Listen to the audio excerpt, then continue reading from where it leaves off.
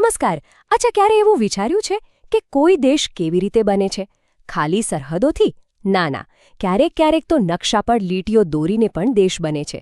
આજે આપણે બસ એ જ જોવાનું છે, એકદમ રોમાંચક કહાણી કે આઝાદી પછી ભારતે પોતાનો નકશો કેવી રીતે દોર્યો અને નાના નાના ટુકડાઓને જોડીને એક મહાન રાષ્ટ્ર કેવી રીતે બનાવ્યો.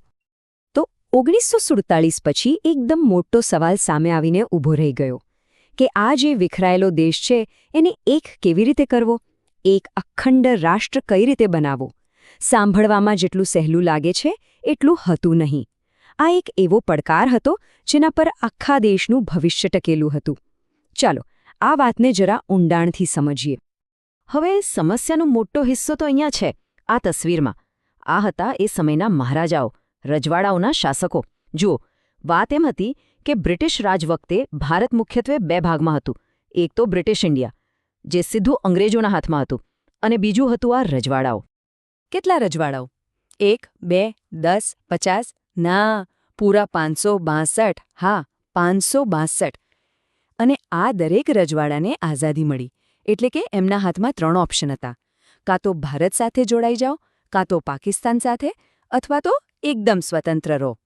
હવે જરા વિચારો, આ 562 ટુકડાઓને જોડીને એક દેશ બનાવો એ કેટલું અઘરું કામ હશે. તો બસ આ જ હતો આઝાદીનો સૌથી મોટો પડકાર. પહેલું અને સૌથી અગત્યનું કામ આ બધા ટુકડાઓને એક સાથે લાવવા અને એક અખંડ ભારતનું નિર્માણ કરવું. સાચા અર્થમાં આ જ સ્વતંત્રતાની અગ્નિ પરીક્ષા હતી. એટલે હવે ધ્યેય એકદમ સાફ હતો. બ્રિટિશ શાસનવાળા વિસ્તારો અને આ 562 રજવાડાઓ બધાને એક કરવા. પણ સવાલ એ હતો કે આ મહાકાય કામ કરશે કોણ અને કેવી રીતે? અને બસ અહીંથી શરૂ થઈ રજવાડાઓના વિલીનીકરણની પ્રક્રિયા. આ એક એવો ઐતિહાસિક તબક્કો હતો જેણે આજના ભારતના નકશાનો પાયો નાખ્યો.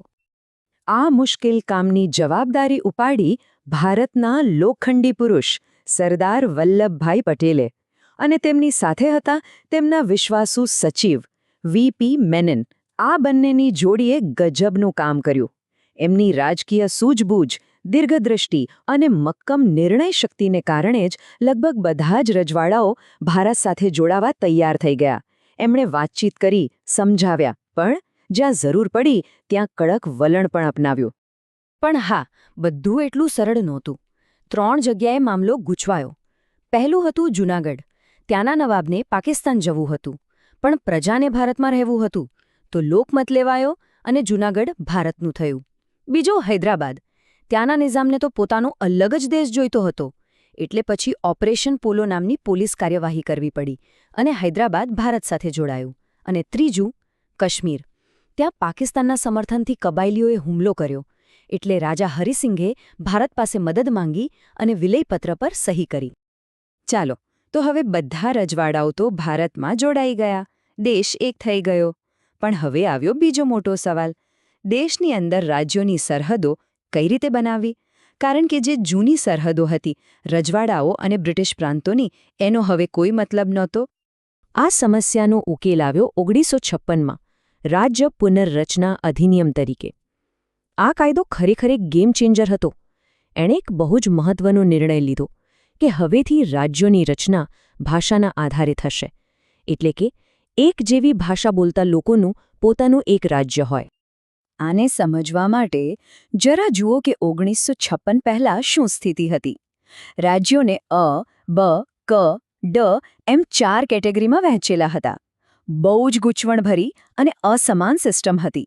પણ 1956ના કાયદા પછી આ બધું જ ખતમ. જૂની સિસ્ટમ ગઈ અને એની જગ્યાએ એકદમ સરળ અને વ્યવસ્થિત માળખું આવ્યું. તો આ આખી કવાયતનું પરિણામ શું આવ્યું? પરિણામ એ આવ્યું કે ભારતમાં બન્યા 14 રાજ્યો અને 6 કેન્દ્ર શાસિત પ્રદેશો. અને બસ આ જ હતો એ નકશો જેણે આધુનિક ભારતની ઓળખ નક્કી કરી. અને આ રહ્યો એ નકશો. જરા ધ્યાનથી જુઓ. આ છે 1956 પછીનું ભારત. આ નકશાએ દેશને એક નવો ચહેરો આપ્યો. બધી જૂની આડીઅવળી સરહદો ભૂંસી નાખવામાં આવી અને ભાષાના આધારે નવી તાર્કિક સરહદો બનાવવામાં આવી. અહીંયા સ્પષ્ટ દેખાય છે કે કેવી રીતે નાના નાના રજવાડાઓ મોટા રાજ્યો જેમ કે કર્ણાટક, આંધ્રપ્રદેશ અને રાજસ્થાનમાં સમાઈ ગયા. પણ શું અહીં વાત પૂરી થઈ ગઈ? શું નકશો ફાઇનલ થઈ ગયો? બિલકુલ નહીં. ભારતનો નકશો કોઈ પથ્થરની લકીર નથી કે જે ક્યારેય ન બદલાય. એ તો સમયની સાથે સતત બદલાતો અને વિકસતો રહ્યો છે. ચાલો એક નજર નાખીએ. 1960માં મુંબઈ રાજ્યમાંથી ગુજરાત અને મહારાષ્ટ્ર અલગ થયા. પછી 60ના દાયકા પછી ઉત્તર પૂર્વમાં 7 સિસ્ટર્સ રાજ્યો બન્યા. વાત ત્યાં પણ ન અટકી. 2000ની સાલમાં 3 નવા રાજ્યો બન્યા: છત્તીસગઢ, ઝારખંડ અને ઉત્તરાખંડ. અને આ બધા ફેરફારો પછી આજે આપણી સામે છે 28 રાજ્યો અને 8 કેન્દ્રશાસિત પ્રદેશોવાળું ભારત. પણ એક મિનિટ, શું દેશ બનાવવાનો મતલબ ખાલી સરહદો દોરવી જ છે? નકશો તૈયાર એટલે દેશ તૈયાર? ના, બિલકુલ નહીં. હકીકતમાં આ તો ખાલી પહેલું પગથિયું હતું. અસલી રાષ્ટ્ર નિર્માણનું કામ તો હવે શરૂ થવાનું હતું. અને એ અસલી કામ હતું દેશના લોકોનું જીવન સુધારવાનું. આર્થિક વિકાસ માટે પંચવર્ષીય યોજનાઓ લાગુ થઈ.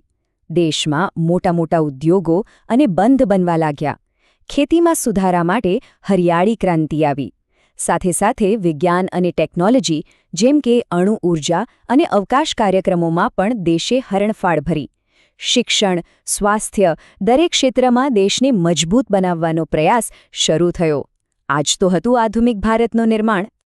તો આખી વાતનો સાર એ છે કે ભારતની કહાની એક સતત બદલાવની કહાની છે. એનો નકશો પણ બદલાયો છે અને એના લોકોની આકાંક્ષાઓ પણ.